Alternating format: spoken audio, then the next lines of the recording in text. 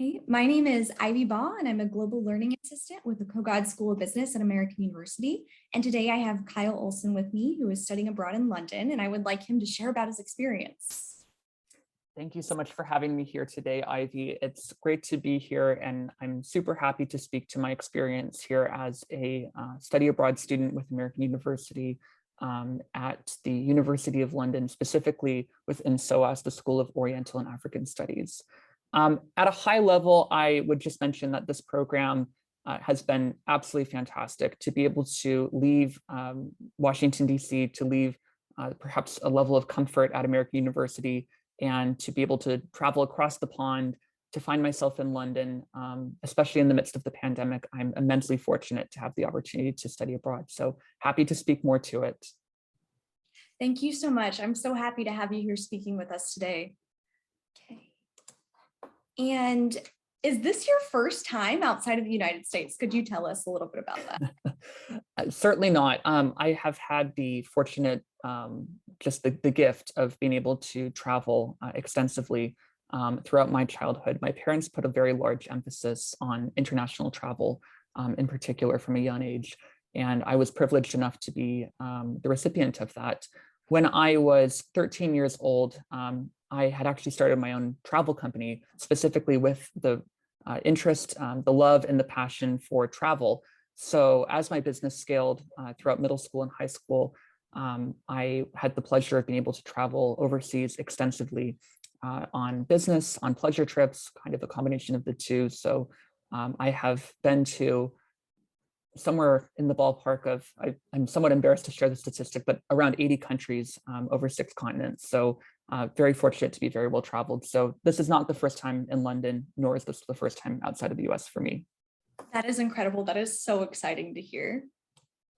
And what did your application time look like for this program? Were you thinking about it like maybe 2 years before, or how did you select this program? And what did that process look like for you? Yeah, thank you again. Great question as well, Ivy. I think that, it's interesting here because study abroad was going to be a part of my experience at American University, hands down, without question. And as a matter of fact, I chose AU in large part due to the extensive study abroad offerings, which was a decision that I made about 4 years ago when I was finishing up high school.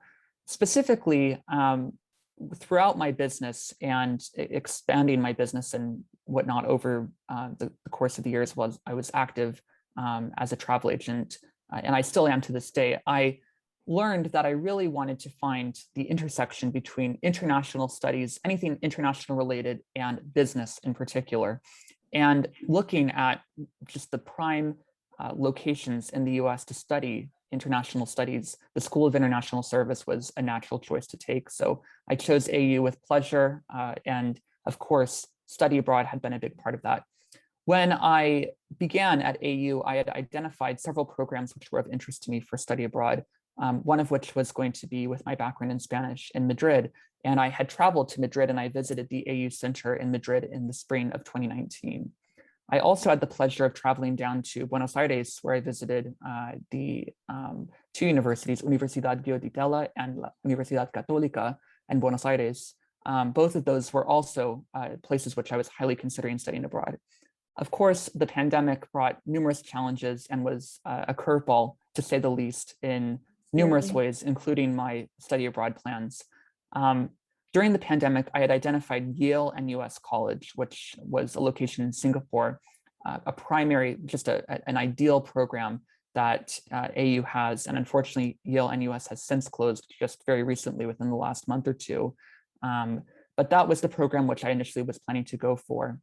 And because of the closure and the restrictions on borders and whatnot, that made certainly Argentina not possible. And early on in the pandemic, Spain also was not possible, but Singapore looked likely. However, of course, Singapore was not interested in having risks of transmissions from anyone foreign coming into the country. So to this day, the restrictions on international travel for study, for pleasure, for tourism, for work, etc., remain extremely, extremely stringent and quite locked down in Singapore, although they are in the process of being liberalized.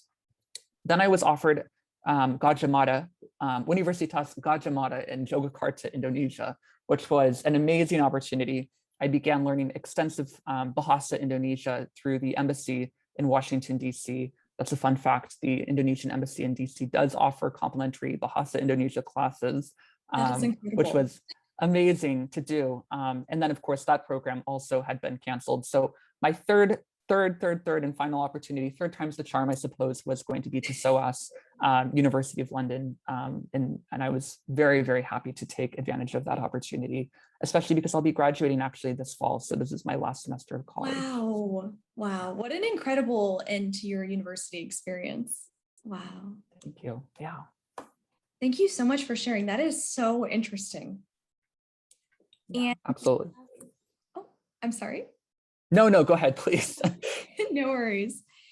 And so things are different now with COVID, of course.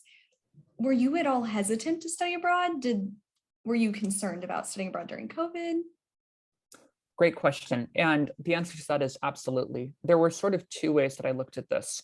The first way was that obviously I was concerned in my own travel. I wanted to make sure that coming on an international flight and then immediately who I was going to be around was of concern to me, because I wanted to make sure that if an exposure did occur, that I would not be passing that on. So I made that definitely something which was part of my plan, and I, quarantine, etc. Fortunately, when I did come to London, quarantine was not part of the requirements, and they had recently liberalized the travel restrictions for those who were fully vaccinated from the United States, which I fell into that category. So I was actually lucky enough to be able to get a booster shot as well before leaving for London, which was something I was very glad to receive. And although the booster shot does provide a certain level of increased immunity, I was also worried about it providing a false sense of security, which has certainly been the case for a number of my colleagues here in London. I do have a lot of study abroad students, to be completely candid with you, who have tested positive, and the pandemic is quite rampant right now in the UK. This is, of course, early November of 2021. The numbers are very high, so it's very important to just make modifications to one's daily way that they might go about how they do things, and of course always wearing masks, which are less common in the UK than what you might expect. But yeah, it's sort of keep calm and carry on is the overall attitude here. So, well, thank you for sharing. And what has been your favorite academic experience so far? Yeah, absolutely. So there were very orientation, the welcome week that we had was fascinating here in London. I will tell you that there were several remarkable things that happened. The first of which, from an academic capacity, was welcome to the campus. And we had a Monday, it was like the end of October, because we're on the term rather than on the semester system in the UK. And they invited everyone on a Monday for the orientation, and we had just a really packed orientation on that Monday. What was surprising to me was the following, and that was, they said, "Thank you for joining us here today. We'll see you again on Friday." And it was like, oh my goodness, we're all the way in London. We've traveled 5,000 miles, at least for me, coming from California.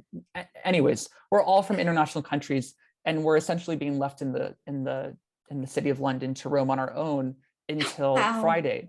So that was really quite something to just sort of be handed this. There was an expectation for me that we might be a little bit more handheld throughout the week, the welcome week. But one of my colleagues who I met, another exchange student, had created a WhatsApp group chat, and we were all able to add our phone numbers and whatnot. And we ended up getting together a lot throughout that week. One of the very cool experiences was that there was actually a decolonizing SOAS event. So SOAS, just a brief background, is the School of Oriental and African Studies.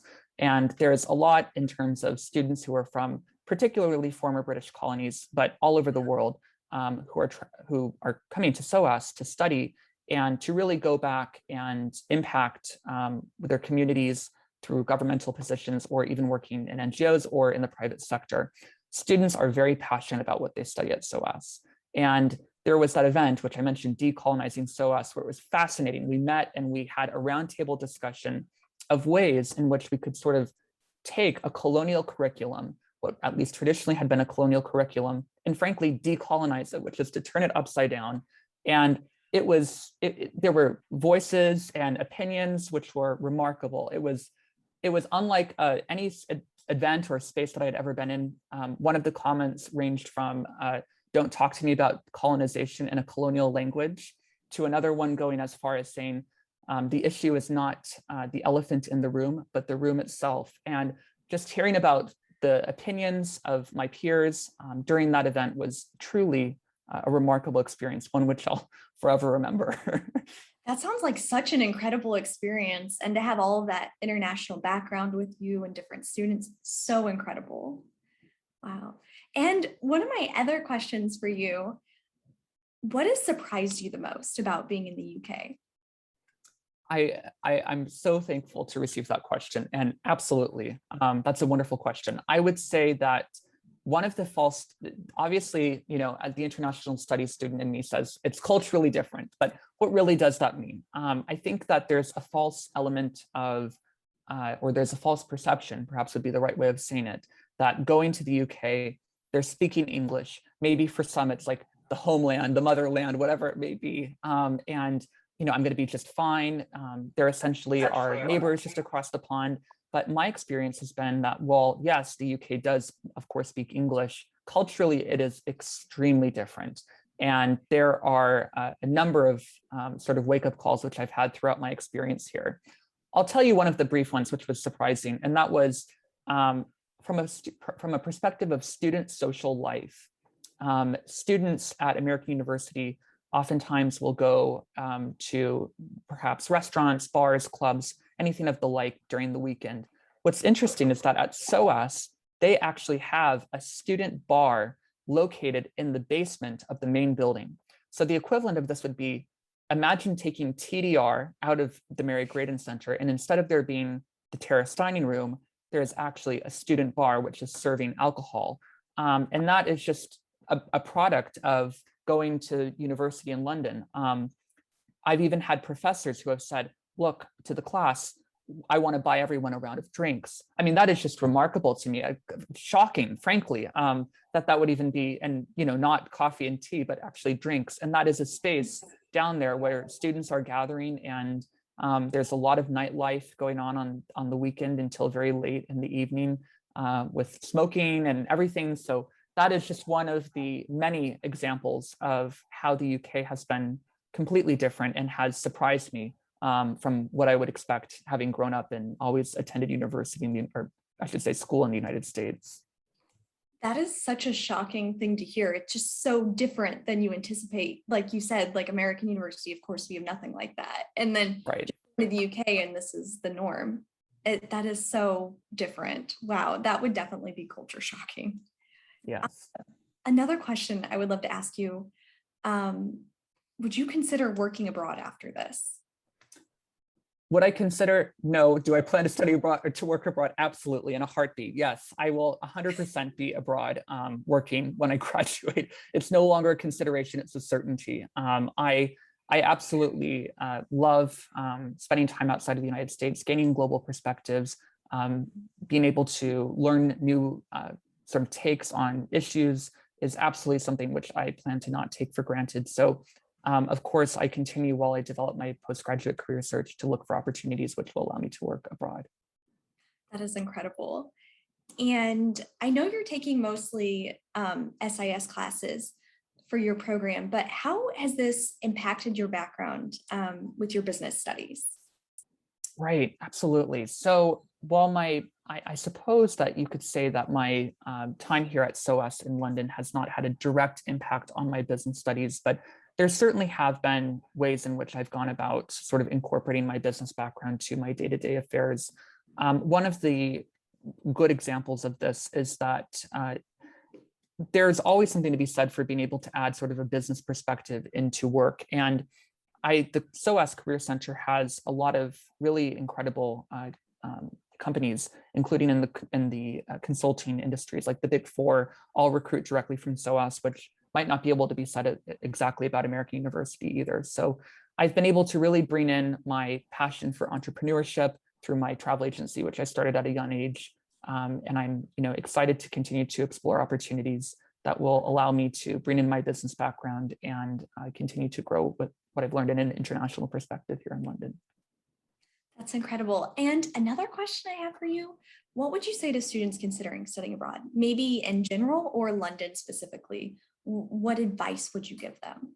Yeah, absolutely. I think that's a great question as well. I think that perhaps for me, it's more difficult to comment because I'd had the background of being abroad extensively, but for students who have had the pleasure and just the privilege of being able to travel abroad prior to their study abroad experiences, it feels a lot like a trip, but imagine not going off to the next place after that is sort of the way that I would say it. So there are a few things that you need to figure out. Like one of them is obviously when you're packing, I think one of the best examples is that rather than, and this is actually, I'm borrowing this from Rick Steves, who's a very popular travel recommender, American travel recommender. And Absolutely. one of the things which they always recommend is rather than bringing everything, like the classic example is aspirin. If you get a headache, you might think, okay, I better bring my aspirin just in case. In other words, I have no plan to get a headache, but just in case I'll bring aspirin.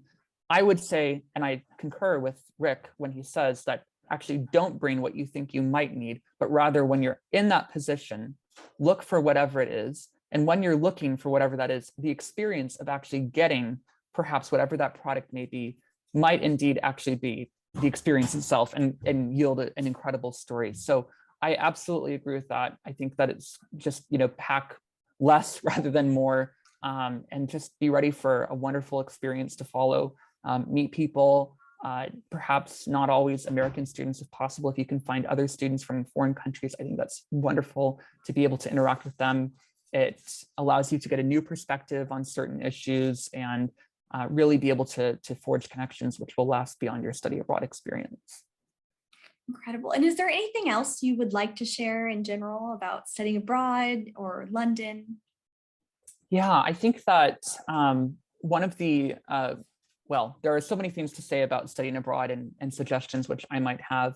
I think that a good example of this is that if you can get outside of the city a little bit, that's something that would be great. I'm maybe somewhat hypocritical when I say that I haven't left a 5-mile radius in about 30 days, but everything's right here in London. Everything's so well located, but if you do have the opportunity to travel to other locations, and this goes for wherever you are abroad, even if you're in, I don't know, for example, if you take another program like the students who are in Madrid, that's a common place where AU students go. If you can travel within Spain, that's something which is wonderful. And I would suggest not making those travel plans until you actually reach your destination. You meet people and then you talk to other students and they'll absolutely be interested in more likely than not enjoying you. And that's a wonderful experience as well. I also recommend getting out, enjoying some of the restaurants. I think that that's really great.